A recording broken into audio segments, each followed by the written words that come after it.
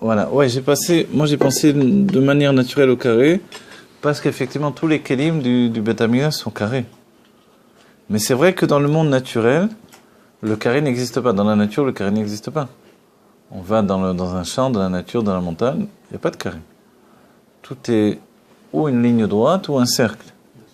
Et pourquoi? Vous savez, vous voyez, les doigts sont arrondis, tout est arrondi, tout le corps est arrondi à ses extrémités.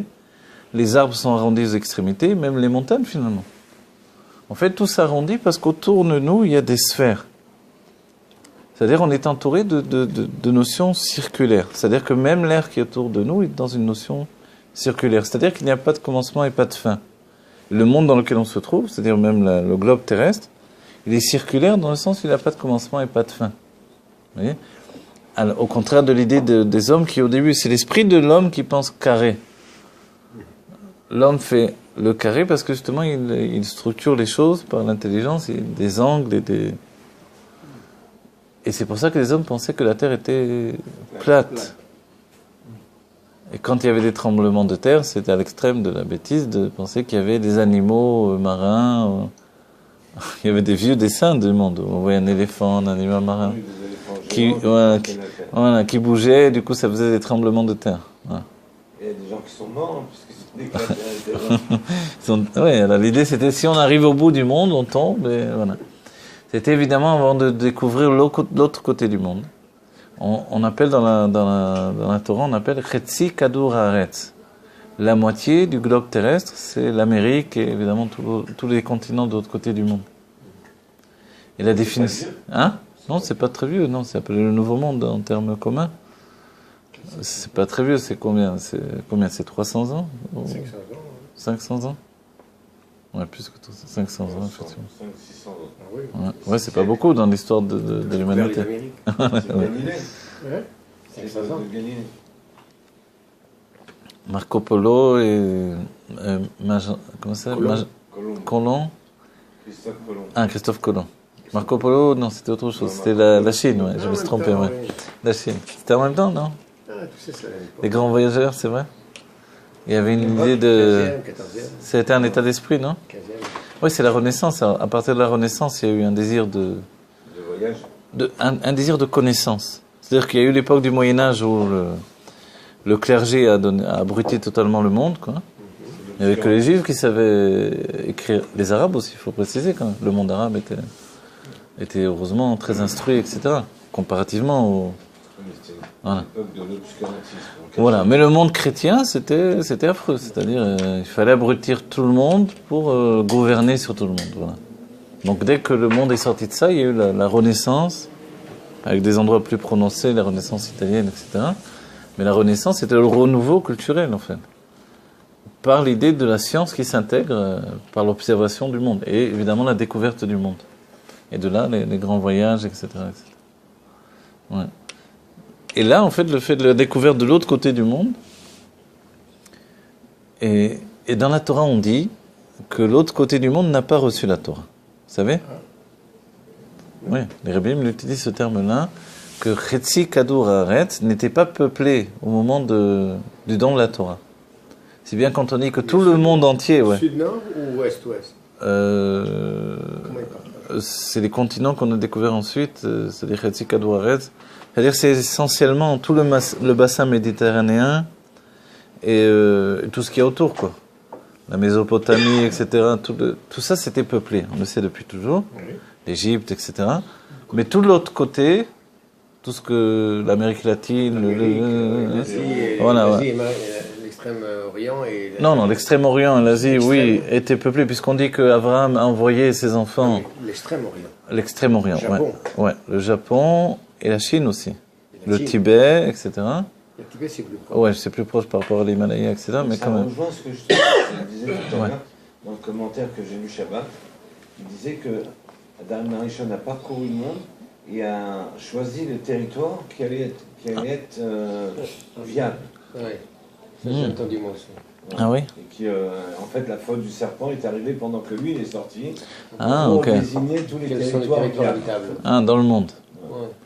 Certains, j'ai entendu de certains Mekoubalim, à l'époque j'étais avec les Mekoubalim, certains disaient que Caïn, vous savez que Caïn était un géant. Ével était petit, Shet, l'autre fils de Adam Rishon, va être petit aussi.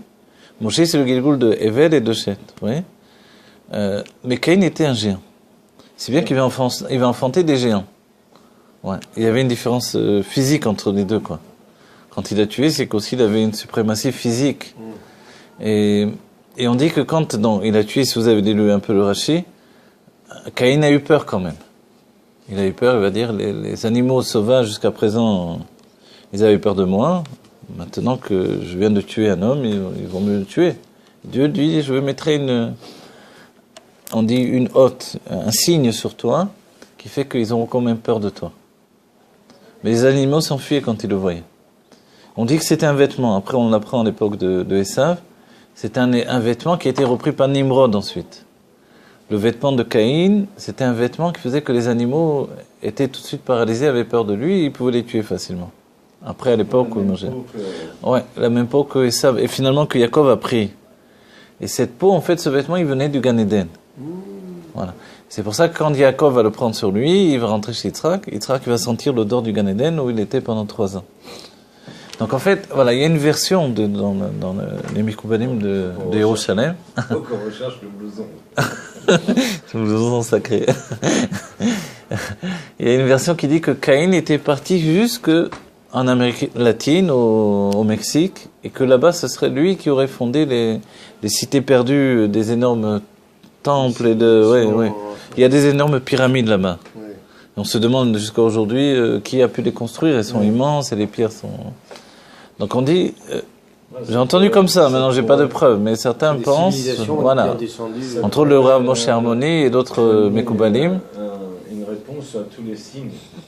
Voilà, des choses, on dit, c'est des choses extraterrestres, et si, et ça, comment des hommes normaux aient pu construire des choses immenses, pourquoi c'était aussi grand, etc. Et c'est des choses qu'ils ont découvertes tardivement aussi, ça n'a pas été trouvé immédiatement. Voilà, il y a effectivement. Voilà, exactement. Voilà, et c'est explicable d'entre autres choses parce qu'il était géant. Mais on dit, mais pourquoi il aurait pu arriver là-bas? Alors c'est écrit. Ça, c'est écrit très, très simplement dans le texte et dans le Rashi. Dieu, il a fait, dès le moment où tu as fauté, tu seras navenad. Vous voyez en hébreu le terme navenad, ça veut dire, c'est comme quelqu'un, oui, quand il est sous, il titube comme ça. Mais là, c'est une vie entière comme ça. Ça sous-entend, maintenant que tu as tué un homme, tu ne pourras plus avoir de tranquillité. Ton cœur, il ne va plus être tranquille. Tu ne pourras plus jamais t'installer dans un endroit.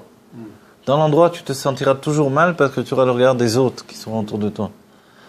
Les autres, c'était ses enfants, ses petits-enfants. Mais quand même, ils savaient bien que leur sabbat, leur arrière-grand-père, il avait tué l'autre arrière-grand-père, etc. C'est-à-dire qu'il sera mal à l'aise toute sa vie parce voilà, qu'il a porté sa faute. Exactement, il a porté sa faute. Et si c'était pas le fait que Dieu ait dit 7 générations se passeront avant que la faute de Caïn soit expiée, sinon ça aurait été déjà... il était condamné à mort puisqu'il avait tué un homme. Et Dieu a reporté la chose.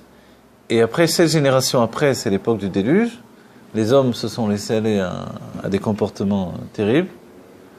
Et puis... C'est étonnant. Ce passage où tu dis qu'il est parti au Mexique et tout, parce qu'il y a des commentaires qui parlent de ça sur Moshe Rabbeinu aussi. Ah oui? Ah, sur le Mexique, Moshe? Égyptien, il est parti dans en Afrique. En Afrique. Il est devenu roi. Ah oui, alors en Éthiopie, on dit en Éthiopie. Il est parti en Éthiopie, il est devenu roi. Il y a un commentaire dans le Midrash, on dit qu'il serait devenu roi d'Éthiopie. Il y a toute une histoire avec une cigogne, comment il a pu prendre la ville, etc. Je l'avais lu une fois, je ne vois plus trop les détails, mais du coup, il est devenu roi d'Éthiopie pendant 40 ans. Certains pensent, voilà. Certains disent non, il était pendant 40 ans chez Yitro. Dans un puits, Yitro l'avait enfermé dans un puits pour qu'on l'oublie et quand les 40 ans sont passés, il lui a permis de sortir. Ouais. Il y a 2 avis, on ne sait pas trop. Sur Moshe Rabbeinu, qui serait resté 40 ans enfermé chez Yitro. Non, les deux sont... Ouais. C'est un safek, les sages ont un grand safek de savoir où était passé Moshe Rabbeinu. Il avait 40 ans, il revient, il a 80. Ouais. En fait, ce qui est extraordinaire, c'est que certains pensent qu'il serait parti après avoir annoncé la Géoula. Dans les Mefarshim, c'était partagé. Certains pensent qu'il est venu, tout de suite il a eu le dévoilement de Dieu, etc. Donc il est revenu en Égypte, il a annoncé la Géoula, et là il a disparu. Certains pensent pendant 40 ans. Certains disent non, peu de temps, il est revenu ensuite, et d'autres disent non, 40. Donc l'histoire n'est pas claire. On le saura quand bientôt on lui demandera. Parce que... Donc, en tout cas, dans les textes, donc, il y a pas mal de Mekoubalim qui pensent que Caïn vraiment est parti à l'autre bout du monde, quoi. Et que là, alors, pourquoi je vous dis ça? Parce que si on dit que l'autre bout du monde n'était pas peuplé, alors d'où ils sortent ces pyramides, là, hein? Ok, ils n'ont pas reçu la Torah, mais il y avait des hommes, là. Comment ça se fait qu'ils n'ont pas reçu la Torah du tout? Elles sont intrigantes parce que, au niveau architectural, la pierre est noire. Ah, la pierre est noire, là-bas. Une pierre volcanique, comme ça. C'est très foncé. Ouais. Alors qu'en Égypte, c'est de la pierre qui est blanche. Qui est clair. Certains, ceci dit, vous vous rappelez, dans la Torah, il faut préciser, on n'est pas encore arrivé par Shemot, mais dans la Torah, on dit qu'ils ont fait des briques. Vous vous rappelez? Ils ont fait des pyramides avec des briques. Oui. Or, a priori, quand on voit les pyramides d'Égypte, on dit que ce sont des pierres. Et vous savez qu'il n'y a pas si longtemps, les archéologues ont découvert que ce n'est pas vraiment des pierres, mais que ce sont des briques, mais qui sont faites avec une telle connaissance de l'argile et du mélange des matériaux qu'avec enfin, on a l'impression absolument que ce sont des pierres. Vous savez ça? En fait, voilà, on a découvert. Parce que... Il y a, sous le mur, sous le cotel, sous le cotel. Il y a des maquettes. Tu as visité sur le cotel? Oui. Et il y a des maquettes qui montrent la construction de l'époque avec des leviers et des choses comme ça. Ah ouais. On ne peut pas lever des pierres aussi grosses. Les pierres des pyramides, elles sont C'est la question. énormes. Comment ils arrivaient à lever une telle... Il y a une théorie intéressante. Il y a une théorie qui dit que au fur et à mesure qu'ils construisaient, il y avait des esclaves qui mettaient du sable tout autour pour construire, et qui faisaient en fait qu'il a remplissait de sable jusqu'à l'extrémité, et qu'ensuite ils enlevaient le sable. Mais cette théorie n'est pas plausible du tout. Ok. Il parle que comme c'est les Juifs qui ont construit ça, qu'il y avait un pouvoir de lévitation pour le faire. Cette histoire, moi je l'ai connue quand j'ai visité les pyramides au Mexique et, oui, c'est vrai aussi. Et au Pérou. Quand tu vois les chamans là-bas, et tu leur dis, mais c'est pas possible, comment tu vois des volumes énormes comme ceux du temple, comment? Et ils te disent, non, on lévitait. On les lévitait. Il y a une pierre sous le cotel. discrément. Il y a une pierre sous le C'est ce qu'ils disent, les chamans ils disent ça. Oui, une pierre qui est... Les fondations du cotel derrière, il y a une pierre, c'est la plus grosse pierre qu'ils ont trouvée. Elle doit faire au moins des tonnes. Plusieurs mètres carrés. Ouais, plusieurs tonnes. Comme un bus, comme un autobus immense. C'est une seule pierre. Une seule pierre, Même aujourd'hui, avec une grue, on a du mal c'est impossible. à l'imaginer. C'est impossible. Certains disent qu'ils ont utilisé a priori un système de... Certains avancent des idées, quoi. Un jeu de billes comme ça qui roulerait sur la pierre. Mais bon. Mais dans la Gemara, on parle d'un système simple parce que ce qui ressemble à la lévitation, c'est que Rabbi Hanania ben Dosa, un jour, on a vu passer avec une pierre immense comme ça. Ben ouais. Il avait le doigt sous la pierre, il est passé comme ça. Alors, tout le monde est resté... comment? Qu'est-ce qui se passe? Et en fait, c'était des anges qui portaient la pierre, mais les anges lui avaient demandé de mettre le doigt en dessous. Parce qu'ils disent, il faut quand même faire une action. Il faut faire une action d'en bas. On sait bien, les tzadikim ordonnent aux anges comme aux démons. Il y a des tzadikim qui ordonnaient aux démons également. Mais ils ont demandé juste de faire une action. On dit que ça s'appelle Messaye un Shen Bo Mamash. On parle de cette action aussi pour le port du... le port du Aaron à Kodesh, par exemple. Les gens qui portaient... L'Aaron à Brit, La barre ne touchait pas. On dit, Oyan Nosé et Nosé.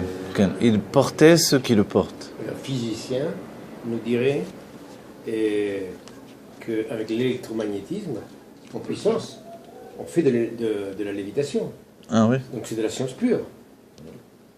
L'électromagnétisme à puissance élève des poids et des dimensions très grandes. Plus tu mets de la puissance dans l'électroaimant, plus tu peux... Donc tout ça... Alors lévitation, ça vient peut-être de Lévi alors. Les Lévi'im qui faisaient de la lévitation. La lévitation. Il n'y a pas de contradiction. Pour moi, il n'y a pas de contradiction. Non, il n'y a pas de contradiction. C'est ça, il n'y a pas de contradiction. Voilà. En fait, aujourd'hui, on a développé la technique parce que les facultés, en fait, en Égypte, comme on l'a dit dans un cours au début, c'était pas du tout des imbéciles. Ils avaient une science incroyable, une connaissance infinie. Donc les Hébreux n'étaient pas en reste non plus, puisqu'ils étaient en contact avec Dieu, évidemment. Ils arrivaient par un autre chemin. Ouais. Nous, on y arrive par... Voilà, on arrive avec des rationnel, techniques, par le avec bas, des... le Voilà. corps, Ouais. et eux, ils y arrivaient... Par d'autres systèmes, exactement. Moi, j'ai pas de contradiction. Non, bien sûr que non. Bien sûr que non. Par rapport à tout ça, ouais. Voilà, avec tout ça, On dit toujours que Ouais, vas-y. Ouais. avant, ils étaient beaucoup plus évolués que nous. Ils étaient plus évolués au niveau de la perception de leur sens, déjà. De l'âme, de l'essence. Et des facultés, en fait. Nous, on dirait presque aujourd'hui extra... Sensoriel. Voilà, mais... Mais non. En fait, c'était vraiment l'utilisation de leur être. Et c'est vrai qu'ils connaissaient les forces du monde naturel également. Il y a des, Bon, en fait, tu as il y a des forces dans le monde naturel. Alors Il a Étymologie, cherché.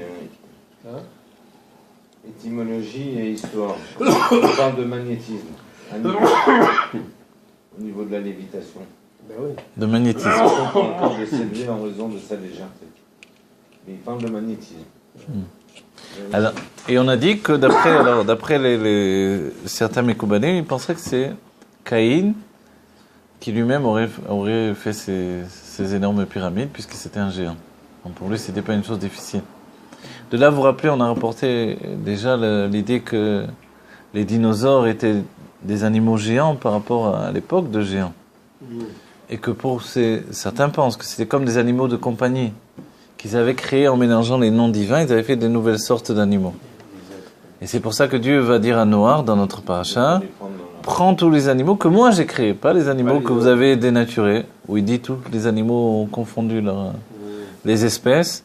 Donc nous on pense juste qu'ils se sont unis les animaux entre eux d'espèce en espèce, quoi. Vous savez que les sages disent d'où vient le tigre.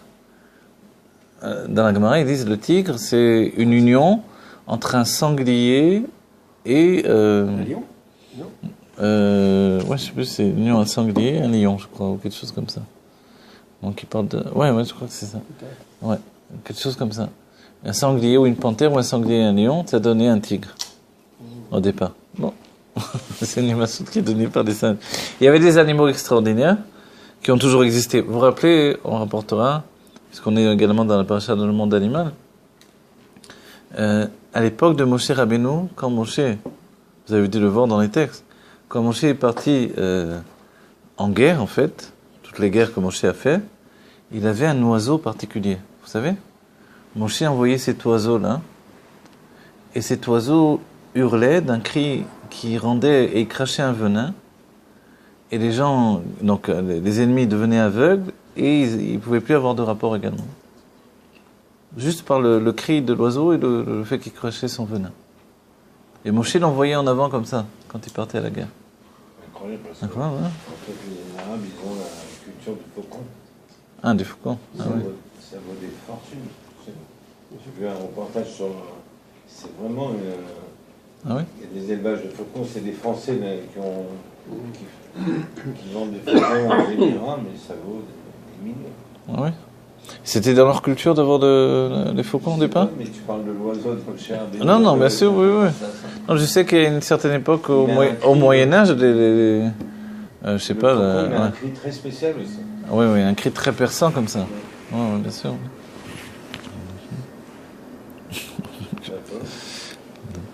Bon, on va pas tarder à finir, c'est tard pour tout ça. Donc voilà, il est évident que... donc d'après l'idée qu'effectivement il y avait des dinosaures, etc., hein, le déluge vient nettoyer le monde, purifier le monde. Le Rabbi dit, comment ça se fait qu'il n'y a pas d'arc-en-ciel avant le déluge? Question simple, pratique. C'est-à-dire que quand Dieu dit, voilà, maintenant quand tu verras l'arc-en-ciel, tu sauras que c'est la brite, l'alliance que j'ai passée avec toi, Noir, et que je n'apporterai plus le déluge. Voilà. Je détruirai plus le monde. Ça veut dire qu'a priori, le monde mérite d'être détruit, mais je le détruis pas. Mais quand il y a des ouragans et des catastrophes comme il y a eu, c'est vraiment une destruction. C'est une destruction partielle. Quand Dieu dit, je détruirai plus le monde en entier, mais partiellement, je peux détruire des régions. C'est-à-dire que même avant le déluge, on dit que pour que les hommes fassent tchouva, il y a eu des tsunamis, il y a eu des catastrophes naturelles pour les bouger. Réfléchissez, le monde, c'est pas juste profiter de la vie. Vous vous rappelez le mode de vie? Ils avaient 2 femmes, par exemple. Une femme pour faire des enfants et une femme pour le plaisir. Celle qui était pour le plaisir, il lui donnait de boire un liquide qui la rendait stérile. Donc elle restait toujours belle et jeune. Et il lui donnait les plus belles robes, les plus beaux bijoux. Celle qui était pour faire des enfants, elle était beaucoup plus maltraitée, on va dire. Bien moins habillée, etc. Voilà. Voilà, moins d'elle. Et c'est rapporté comme ça. C'est comme ça qu'ils vivaient dans le mode de vie. Donc on va dire que c'était vraiment... c'était l'époque des enfants de Caïn, quoi. Juste après le... Ouais. Les enfants de Caïn, les arrière-petits-enfants, déjà ils ont commencé à tourner mal, quoi. Et après, donc en fait, c'est arrivé un système où ils jouissaient de la vie, ils n'avaient plus aucun respect de rien. C'est étonnant quand même,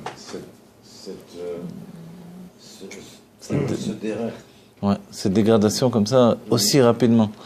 Il faut penser que d'abord Dieu était présent dans le monde, et que comme Dieu était présent, l'abondance était présente. Ils étaient des géants physiquement parce que leur âme était géante, c'est-à-dire le désir qu'ils avaient, tout était géant. C'est des âmes de taureau. C'est-à-dire la première période du monde, pendant 2000 ans, c'était un monde de taureau. C'est vrai que la paracha de Bereshit est plutôt courte, enfin elle est longue, mais elle est plutôt courte par rapport à 2000 ans qui se passe dans cette paracha finalement. Vous voyez ? Pratiquement 2000 ans pour arriver à Noah, ouais, c'est 2000 ans. Même le concept de temps, peut-être qu'à l'époque, n'était pas le même que non, c'était, le rabbi objecte cette idée-là parce qu'il dit sinon notre calendrier serait faux. Serait faux, voilà. Or, il y a une chose pour laquelle c'est très important pour nous, c'est la véracité de notre calendrier. Donc effectivement, même si Adam Arishon, on se dit, il a eu le temps de faire tout ça en un jour, la veille de Shabbat en quelques heures, il venait d'être créé, ça a dérapé très très vite, quoi. On dit oui, il a eu le temps de faire tout ça. C'est vrai que la notion du temps pendant la création, c'est la même que nous. C'est la même que nous, c'est très important. Le rabbi insiste sur ce fait-là parce que tout notre calendrier est basé sur ça. Et qu'il y a pas, et le peuple juif, c'est un peuple de témoignage. Et l'une des connaissances les plus importantes, c'est la connaissance du temps. Donc vraiment, on transmet le temps comme une connaissance. Le Harizal dira même qu'il faut connaître même toutes ses vies antérieures dans la connaissance du temps. En fait, c'est comme les tzadikim, on ne peut pas comprendre qu'ils aient écrit autant de choses. Voilà, évidemment. Exactement. Voilà, effectivement. Des choses qu'ils faisaient en une journée, on n'arrive pas à comprendre. Vous prenez la biographie du Rambam, vous allez trouver-moi le temps. Quand est-ce qu'il a écrit, quoi? J'ai vu beaucoup. Concrètement, on se dit, mais. En fait, il était médecin du calife. Voilà, il avait des patients qui attendaient devant sa porte quand il revenait du palais. Et il mangeait vers 18h, 10 minutes. Et il reprenait encore les accents. C'est fou. Exactement. Pour avoir écrit tout ce qu'elle a écrit. Exactement. C'est impossible. Voilà, exactement. A priori, on va dire concrètement, on va dire comment un homme arrive à faire ça, ça a l'air impossible. Ça a l'air de défier le temps. Le Rabbi Rayat s'explique qu'il y a une notion chez les tzadikim où une heure n'est pas une heure comme chez nous. C'est-à-dire l'intensité de ce qui est vécu en une heure, c'est quelque chose d'immense. C'est-à-dire que, imaginez, je suis toujours efficace. Quand je prends mon stylo, j'écris, forcément, dès que j'ai une minute, j'écris. Le problème, c'est qu'il faut que je me mette, vous voyez, en route, quoi. Je me mette en état. Si j'étais médecin, j'ai travaillé chez le calife avec des Arabes, truc machin, j'arrive, il y a des gens qui m'attendent. Je m'occupe encore des médecins. Voilà. Quand c'est que j'ai vraiment le temps de me retrouver, ah oui, où j'en étais, etc. Mais quand on est un tzaddik de ce niveau-là, il n'y a pas de où j'en étais. C'est immédiat. Il faisait tout à pied, parce qu'il y a des écrits qui disent que quand il sortait du palais, les gens l'attendaient pour le ramener chez lui. Et pendant le chemin du retour, il était. Avec lui parce qu'il n'avait jamais le temps de voir. Mais il y a une anecdote de Rabbi, où il demande à quelle heure la tefila, et il y a un élève qui lui dit c'est dans 5 minutes. Et le Rabbi lui dit, tu ne peux pas imaginer ce qu'on peut faire en 5 minutes. Voilà, exactement. Le Rabbi, des fois, avait dit à quelqu'un, quelqu'un avait dit 5-10 minutes. 5 ou 10 minutes? Et quand il était à Paris, le Rabbi, quand il rentrait dans le métro, il voulait exactement savoir où allait être la sortie du métro, pour savoir où se positionner dans le métro, pour gagner du temps quand il allait sortir du métro. Pourquoi? Parce qu'il ne voulait pas faire du bitoul de Torah. Donc le plus vite on sort et on est directement dehors, le plus vite on va où on doit aller. C'est-à-dire, la notion du temps chez les tzadikim, évidemment, c'est une autre notion. Tzadik, c'est la justice. C'est extrêmement précis. Mais Rachid aussi, j'ai étudié Rachid, j'ai lu sa vie. J'étais à 3. Ah oui. Pour voir le mur. Le mur en forme du ventre de sa mère. Parce que j'avais une tante qui habitait Troyes. Un jour, j'ai pris la voiture, je dis je vais y aller, il faut que je le voie. En fait, on dit qu'à l'époque, c'était des calèches, et la mère de Rachid était enceinte, et les calèches ne faisaient pas attention du tout, surtout quand c'était des juifs. Ils fouettaient les chevaux, même s'ils les tuaient, ils s'en foutaient un peu. Et elle a dit qu'elle a eu tellement peur qu'elle s'est mise contre le mur alors qu'il n'y avait pas le passage, et le mur s'est creusé. Et alors on le voit encore le mur? Il est encore là. Il y a une rue, on voit le mur qui est creusé, c'est la forme d'un corps. Ah ouais. Et la mère de Rachid est rentrée dans le mur et la calèche est passée. Incroyable, hein? On voit, c'est beau là où vous l'habitez, c'est tout simple. Ah. Et la maison est préservée encore aujourd'hui. Ah bon, Incroyable, hein? Bon, eh bien voilà, que Dieu nous donne de voir vite ces tzadikim qui sont partis, de savoir que de Parashat Noar, Noar le terme veut dire agréable. Noar, il a su se rendre agréable aux yeux de Dieu. C'est important, voilà. Le terme est resté. Voilà. Le terme est resté. Ouais, bien sûr, ouais. Les lois noachites, ça vient de Noir, etc. Après, quand on a juste terminé ça, hein, le rabbi dit pourquoi. Est-ce que Dieu avait créé la Keshet, donc l'arc-en-ciel, au moment de la création? Parce qu'il dit Chadash mitrat hashemesh, il n'y a pas de nouveau sous le soleil. Ou est-ce que il a créé au moment où il a dit à Noir, voilà l'alliance? En fait, on comprend bien, non, il avait créé la création du monde. Mais alors pourquoi il n'était pas apparu jusque-là? Et l'explication, c'est que l'air autour du monde, etc., elle était encore grossière. Elle était grossière et grâce au Maboul, l'air s'est purifié. Et c'est pour ça que l'arc-en-ciel est apparu. Donc en fait, je termine avec ça pour dire que ce qui nous a l'air une malédiction, en fait, très souvent, c'est aussi une bénédiction. C'est-à-dire que Dieu purifie le monde de niveau en niveau. Voilà. Qu'aujourd'hui, on se retrouve dans un monde de bilboul aussi, mais en fait, on va de plus en plus vers la perfection. Donc, l'arc-en-ciel est apparu parce que par le déluge, finalement, l'air s'est purifié. Et l'arc-en-ciel qui a été créé depuis le début du monde n'est apparu qu'au moment après le déluge. Donc, voilà. C'est grâce à la promesse qu'on est toujours là. Voilà. Et on a fait des erreurs. Ouais, non, en vérité, on doit savoir que quand on voit les commentateurs, on peut critiquer Noah. Voilà. S'il était à l'époque d'Abraham, il aurait été rien du tout. Tu sais, ce qui m'a choqué le plus, c'est que quand on parle de Matan Torah, du niveau des Juifs qui ont quand même 40 ans encore dans le désert, c'est encore 40. Exactement. Il revient souvent ce chiffre. Ce chiffre revient souvent, oui. 40 ans de désert pour purifier le peuple, parce que ça a été un changement, c'était une autre génération qui est rentrée en Israël. Oui, bien sûr. Et tout de suite après avoir reçu la Torah, ils font le Vaudor. Ouais. La définition, elle est que dès qu'on devient des âmes divines et qu'on n'est pas préparé à ça, on a porté avec nous dans les forces cachées de notre âme. On peut dire aujourd'hui, dans l'inconscient, on a encore un bagage. Ce bagage-là, c'est l'Égypte qu'on n'a pas quitté. On a quitté l'Égypte, mais l'Égypte ne nous a pas quittés. Le Rabbi l'a dit plus d'une fois. C'est plus facile de sortir le juif de l'exil que de sortir l'exil des juifs. Malheureusement. Bon, aujourd'hui, on a dépassé ça, heureusement, mais je veux dire, cet état d'esprit, il existe. Donc, en fait, le but aujourd'hui, c'est de bien comprendre que le monde tel qu'il est, c'est un monde pour la Géoula. C'est un monde qui devient un monde de Géoula. Et pour ça, nous, on doit voir les qualités du monde dans lequel on vit et ne plus se dire, pourvu qu'on soit dans un autre monde, une autre réalité. Non, c'est la réalité dans laquelle on est, où la Géoula va se dérouler. Donc tout est propice. Que tout va dans tous les sens. Oui, parce qu'il n'y a plus le temps. Le monde est rapide, tout est pressé, tout est... Tout va dans tous les sens. Mais en fait, c'est comme un dessin animé en fait. Il y a des gens qui vont dans tous les sens, mais il n'y a qu'une seule voie en fait. Exactement. On va tous dans le même côté. Soit juif ou non juif, on va tous vers la Géoula. Les non-juifs par rapport à tous les coachs, la physique quantique, et révèle que... J'ai regardé un reportage sur les francs-maçons. Ouais. C'est fort. En fait, il y a un commentateur qui dit comment ils ont réussi à prendre le monde, ils tiennent le monde. Il dit qu'en fait, je sais pas. Aujourd'hui encore, c'est-à-dire au niveau financier, c'est sûr. Et il dit qu'en fait, ils ont un secret. Attends, après je vais te l'envoyer, tu vas le lire. D'accord. Il dit que il faut créer Il faut voir la chose qu'on a, il faut se créer un besoin, une envie, et la voir se matérialiser, mais dans la joie. Si un peu comme le féminin et le masculin, et comme un rapport entre un homme et une femme pour procréer. Et c'est ça leur force. En fait, quand ils créent une idée, c'est comme un rapport entre un homme et une femme.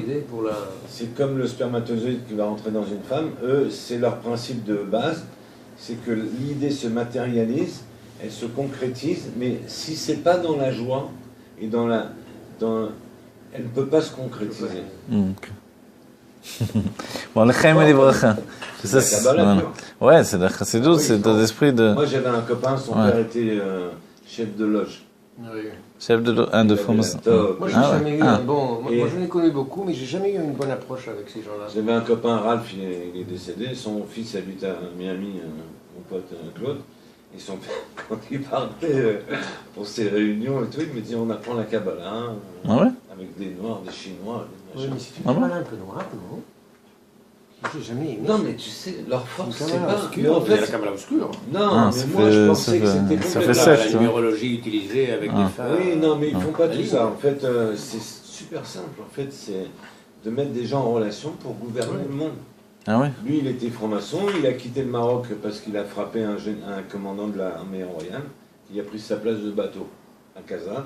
Il a mis un coup de boule, il l'a jeté dans l'eau. Son beau-frère, qui est proche du roi, il a dit ce soir, vous partez.